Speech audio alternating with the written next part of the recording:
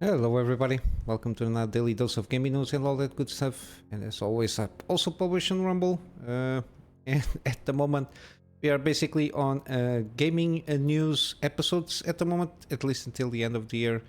And today is Saturday, I think. Yeah, so basically this is the last episode of the year. Yeah, it's been since I restarted the gaming series, been basically a year and some change. Yeah, I hope the episodes have been improving slightly since then. And yeah, I managed to, meanwhile, middle of the year, basically have that situation with some of my private clients managed to get together and offer me a budget for me to build a PC for me to increase and improve the work that I was doing for them, which was quite a surprise and something that I truly am blessed with, and that managed me to get starting doing 4K content, including gameplay series. Yeah, then we put ourselves in the last month or so. Things start to ramp up in terms of work a little bit, mainly because of festivities season and all that jazz. And I got a bit irregular on the gaming series. But yeah, I'm in my free spare time managed to record one here and there, kind of the episodes, so I have something on the back burner to publish in case I cannot maintain a regular output in terms of recording the episodes. But I predict that next year, at least January, should be a little bit quieter. Usually it's January and February usually are the lull months, so everything is more calm down. And I assume I can I'm predicting maybe January I can finish up Prey.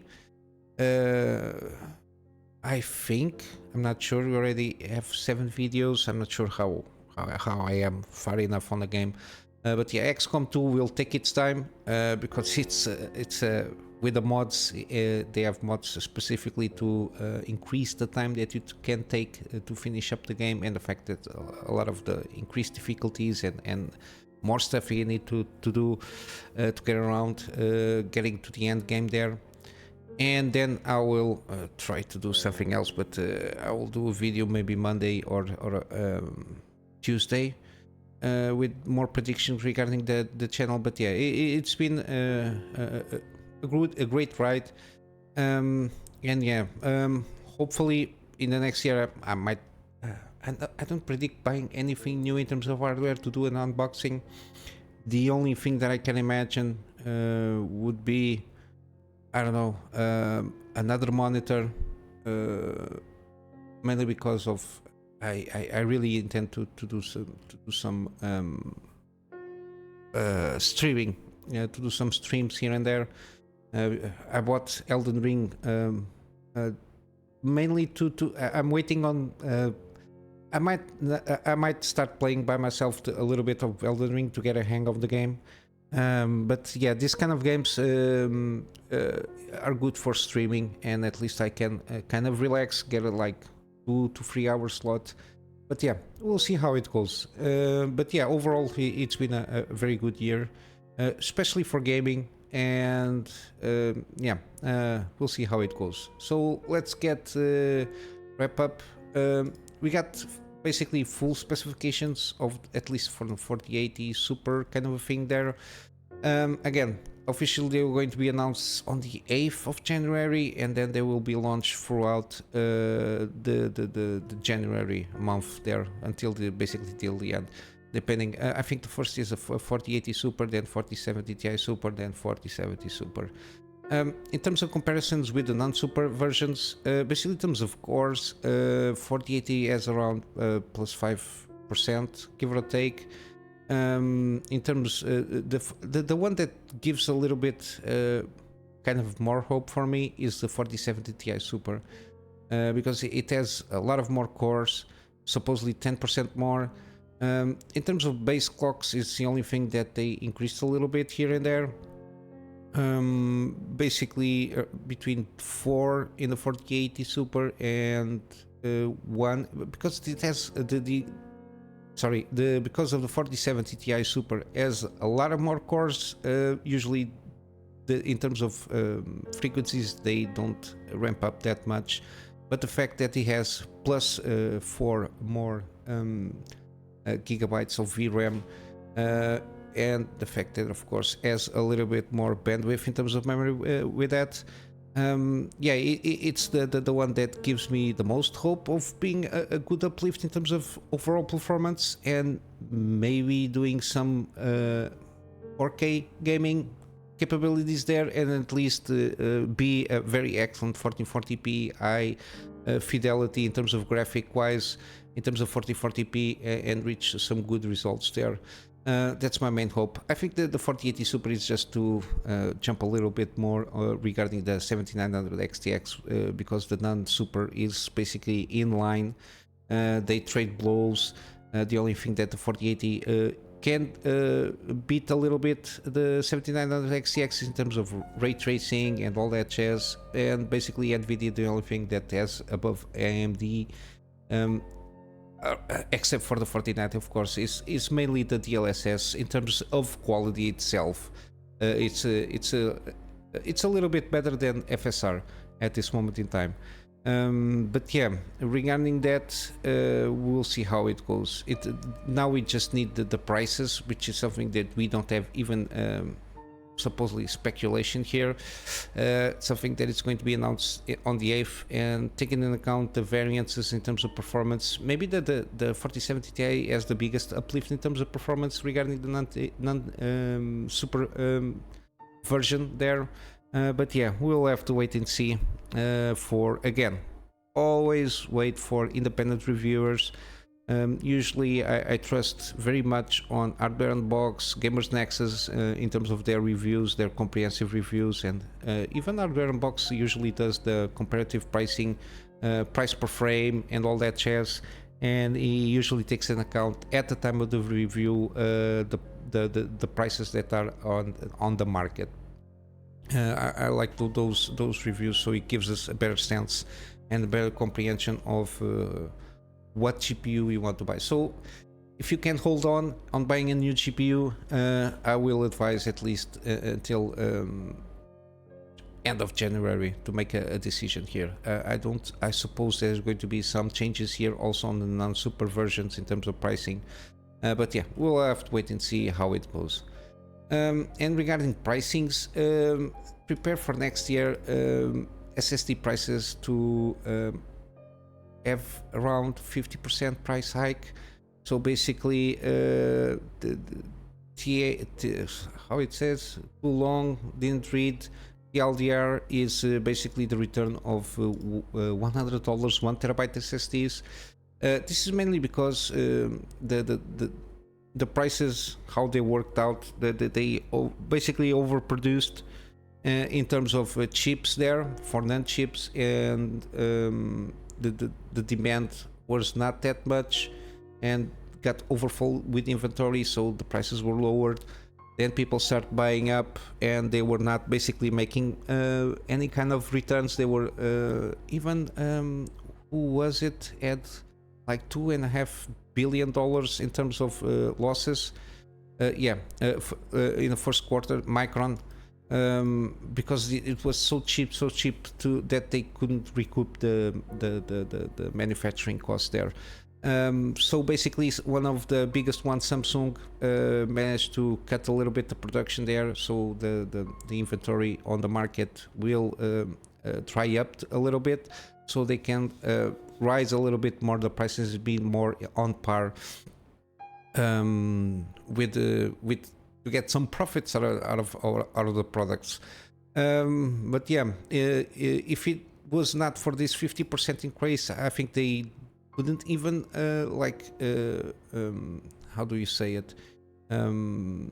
It could not even break even on the way that they are manufacturing there. But yeah, it was good while it lasted. But yeah, 100 terabyte SSDs will start to come up. If you have opportunity, buy it in any kind of deal that you might encounter here. Again, I think Gen 5 SSDs are a little bit overblown in terms of performance, unless you do like high performance, high productivity workloads. I don't think you will notice a huge deal of in terms of performance. For example, on gaming, on basic day by day using a thing. I think I have Gen 3 still. I'm not sure.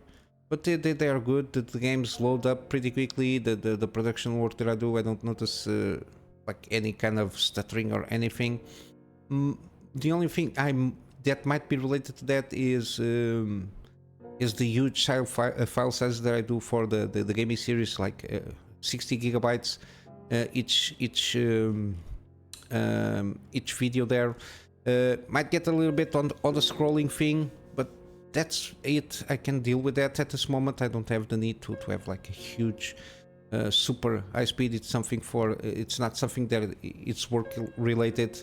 I usually don't handle that huge amounts of data on my work. I managed to keep it a little bit more down, so I don't have any issues with that. But yeah, prepare yourself for a little bit of a price hike on throughout 2024. It's not going to start just 1st of January, but something that we'll see creeping up in terms of prices. I think they are aiming basically $100 for 1 terabyte SSDs at the moment. We'll have to wait and see. And lastly, we got an interview with Dragon's Dogma 2 director.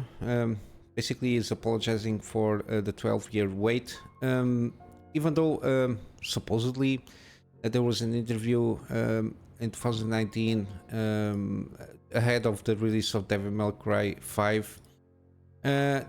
Basically said that he was given a choice to make Dragon Dogma or Devil May Cry, but then again, maybe he was forced to deal with this game. He said, okay, for you to have Dragon Dogma 2, you have to make another game, something kind of the deal like that. And of course, usually Japanese developers and creators, they usually are respectful for the companies they work for, or usually try to be. It's like an overall cultural thing, so I think it was kind of polite of this part, trying to say, okay, we got this choice at the time that Devil May Cry was launched, so it doesn't throw shade to the game itself and the IP and basically screw over the company just selling I was mandated to do this game instead of Dragon Dogma 2. But yeah, regardless, it's good. At least I never played Dragon Dogma, the original one. I never managed to get around that for reasons. I always knew there was this game, Dragon Dogma. It was pretty good, but I never managed to get around it and play the game. This one, the Dragon Dogma 2, got me very interested because mainly the pause system, and also because it's a Resident Evil engine or RE engine game, which is going to be handling open world kind of a thing there. And the fact that the footage that we saw seems pretty interesting. How do you going about it, doing all the stuff that you need to be doing? I think this engine, it's pretty good. We saw a huge improvement in terms of quality, especially with the Resident Evil 4 remake. We're going to see some Capcom games coming up with this engine, especially Monster Hunter Wilds, which is a little bit ways off, like 1 year from now, give or take. But yeah, I like this engine. Seems to be pretty good, and it's good in terms of the game engines market competition there, to make a little competition with the Unreal Engine 5. We need more. We need competition in every kind of sense in all markets as much as we can. But yeah, it's got a little quotes here and there for you to if you want to read it in more details. As always, I always leave links in the description from the pages that I visit here for the videos. And I'm going to wrap up here with some game deals. Again, Snakebird, I don't know what game it is, in Epic Game Store. Seems they lower a little bit in terms of quality. I don't know if this game is good or not, but hopefully they can ramp up a little bit the quality, or at least some better games, at least for my taste. um, on till the end of the year. I suppose it's till in the end of the year. I'm not sure. But yeah, keep your eyes open for Epic Game Stores for tomorrow and Monday to see if something good will come up for your liking. And regarding Steam, I'm going through basically some of the games that I bought recently and that are on my library mainly. So I don't forget, and at least you have an idea of the games I already managed to buy here on the sales. And yeah, at least they have my financial support regarding that. Again, we got to start off Jedi Fallen Order, so it's pretty cheap, 85% off. I bought this one, the deluxe edition, if not mistaken. Yeah, I'm very interested in playing this game.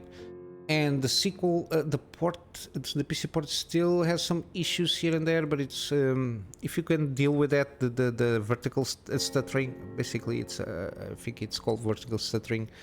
It still happens here and there, but yeah, this game itself it's pretty good still.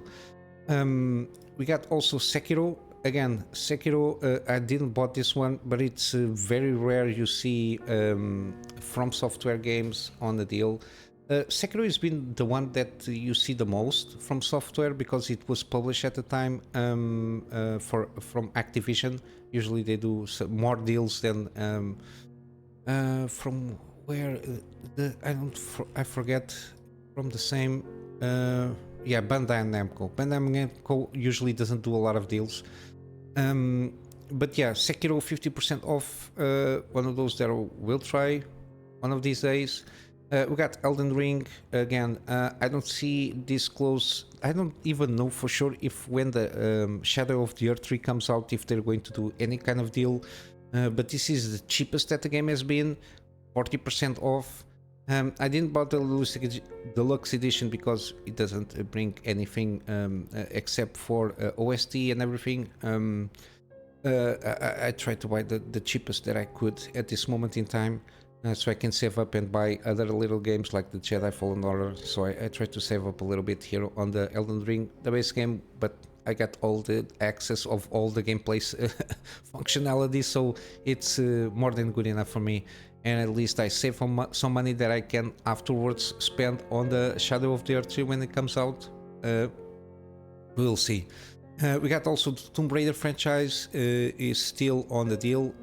Again, pretty excellent. We got 80% off on the first one. Rise of the Tomb Raider, the 20-year celebration is the best one. 80% off. I think I need to buy this one. It's cheap. It's like $6 for me. I need to get around. I always forget because it's already in my library, so I don't pay too much attention sometimes. And of course, this trilogy is going to be. I'm going to remake at least Rise of the Tomb Raider, everything in 4K for me to enjoy. And I never played this one, The Shadow of the Tomb Raider, and I want to play it, and I will take advantage of that. The definitive edition, I think it's around maximum $10. I'm not sure. I don't know why it doesn't appear here, but yeah, it's maximum $10, if that much. With all the DLC, it's definitive edition version there. We got also Deus Ex. This is the Human Revolution Director's Cut. The PC port, I'm not sure. If it has some issues. It's been a while since I played this game, but yeah, I maybe I will try to install and see what if it has any kind of issues regarding performance wise. But I think at the time when they made the port, they didn't do the director's cut, but then they injected the director's cut, and I think it was not a perfect job. But yeah, 85% off if you can deal with kind of any issues here regarding performance on the game engine. It's a pretty good game, even though it's a little bit old at this point in time. We got also the sequel, Deus Ex Mankind Divided, which is one game that I will do as a gaming series eventually. It's 85% off. I bought the digital deluxe edition. As you can see, everything is on the library there. We got also XCOM 2. Again, this is going to be tricky because I'm not sure. I suppose the World of Chosen is not on the deal here, but at least the base game, it's 90% off, which is always good. I don't know why this is. I don't know why this doesn't appear here, but yeah, if you can wait, usually it gets around like 15, maximum $20. In promos they do the World of Chosen also. I think this is only the base game at this point in time, but please confirm there, because I already have this on my Steam library. Sometimes the prices don't appear always correct, but yeah, here it's 90% off. But yeah, with World of Chosen you get a huge upgrade on the game in terms of content and mechanics, additional mechanics, and of course the Chosen bosses there. We got also Wasteland 2 Director's Cut. Again, I stuck around half of the gameplay that I was doing at the time, but yeah, I finished the game at least one time. Pretty good. And the Director's Cut, it's like a little bit upgrade on the base game, and 75% off, it's nothing. And with that you got also Wasteland 3, which is a sequel basically. I bought the Colorado edition because it's basically what it got in terms of content of the main game, in terms of playable content there. We got also a Batman Arkham Collection. It's on sale, very cheap. Gets around $9 to $10 with everything, the DLCs and the Game of the Year editions of the first two games. We got also the Metro Saga Bundle, pretty cheap, around also $10 with all the Redux versions of the first two, plus Metro Exodus and the expansion. So the DLC, the playable DLC also, it's get you around $10 or so. So if you never played one of these, I think it's a good time to do so. And lastly, we got the Resident Evil franchise. Again, it's a lot of games, like 8 games that are on a promo, from Resident Evil Village to Resident Evil 4 Remake to Resident Evil 7 Biohazard, and the remakes that they did also, the other 2 or 3 that they made, plus these little things here and there. It's like very cheap, the Biohazard, Resident Evil 0, and I forget the names of the other ones. They are pretty, it seemed pretty good. But yeah, basically this in terms of deals. Again, I will leave links in the description with all these pages of the games here. I'm going to wrap up for today with a plug on my Patreon. Again, the Patreon is for extra support. That extra support is basically for the storage, for me to be able to have backups of the stuff that I do for my private clients, and of course some extra space for the stuff that I do regarding the channel, content for the channel. And with all that said, guys, I hope you have a wonderful day, good entries, good New Year's, what kind of things if you celebrate, and I will see you next year. And with all that said, Kunamy Master out.